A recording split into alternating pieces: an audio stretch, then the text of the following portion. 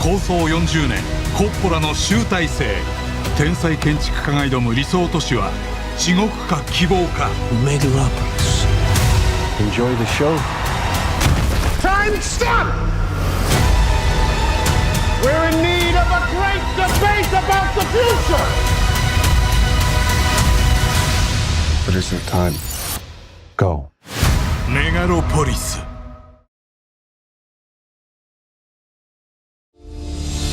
構想40年フランシス・フォード・コッポラの集大成。 Time stop! 生涯をかけコッポラが描く Go.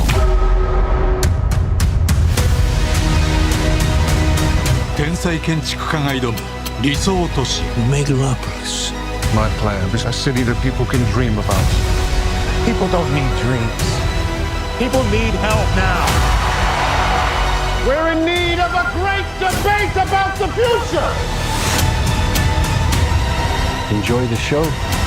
Ladies and gentlemen, Is this way we're living the only one that's available to us? There's still so much to accomplish. But is there time? welcome. Wait. Go. メガロポリス。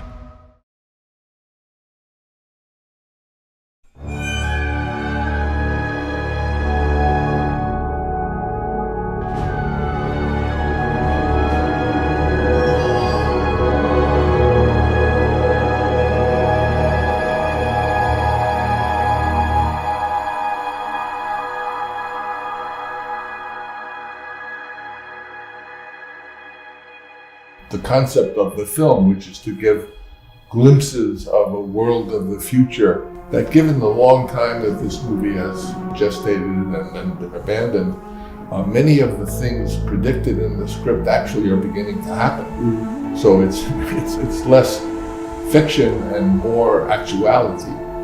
He's got a big dream. It's a dream. He sees it, he feels it, it's visceral.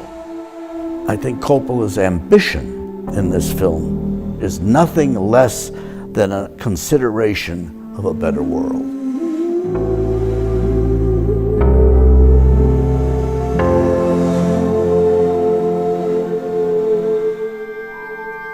He sent me the script and I read it, and it was obvious that there was a whole visual element that I couldn't or wouldn't understand from reading the script. But then the more we started talking about it, the more I started to realize that he really is more interested in subtext and the emotion of a scene.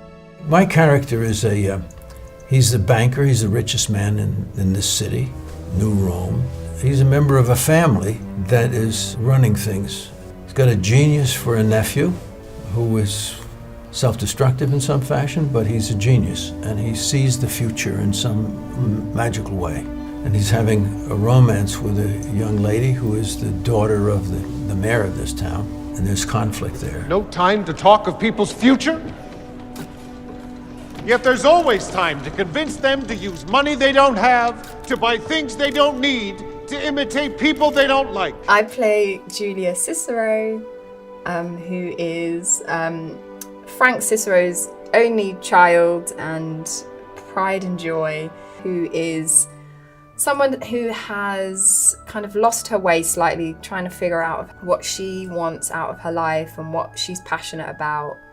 And she falls in love and has a unique interest in her father's like arch nemesis. So it's a complicated love story. Claudia Pulcher is the grandchild of Crassus and the cousin to Caesar, and in love with every female in the movie, and a power-hungry narcissist. And the role, the way I've gone about building him is he's tricky. So I needed to like find a bunch of tricky people. Revenge tastes best while wearing a dress. So I started watching magicians, try to build that same kind of like, you can't really pin him down. You don't know what's gonna happen from one scene to the next. You don't know if it's adversarial or friendly. Going up? Yes, we are. We are going up and they are going down. We just have to get our affairs in order, tell all the little boys what to do. I play Val Platinum, She is a financial news reporter, very ambitious, who is determined to make a name for herself. An authorities' newly demolished site, which everyone is now claiming as their own. And she has her eyes set on the Crassus family because they're the richest family in the world. And she's worked her way up to a point where she is interacting with them, and then she uses all of her skills and powers to get what she wants. There's a little switch in me that tells me it'll work.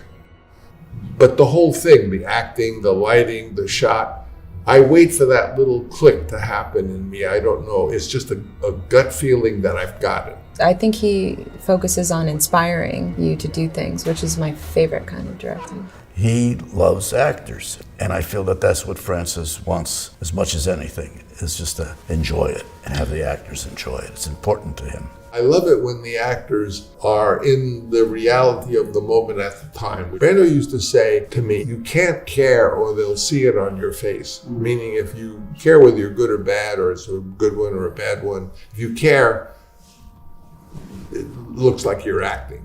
Honestly, I feel like I've been waiting for him my whole life as a director. You own this. I feel like I speak the same language. Action. So really from the first day of rehearsal till now, I've had a lot of freedom and a lot of trust to build something that is really a pretty far out performance. Enjoy the show.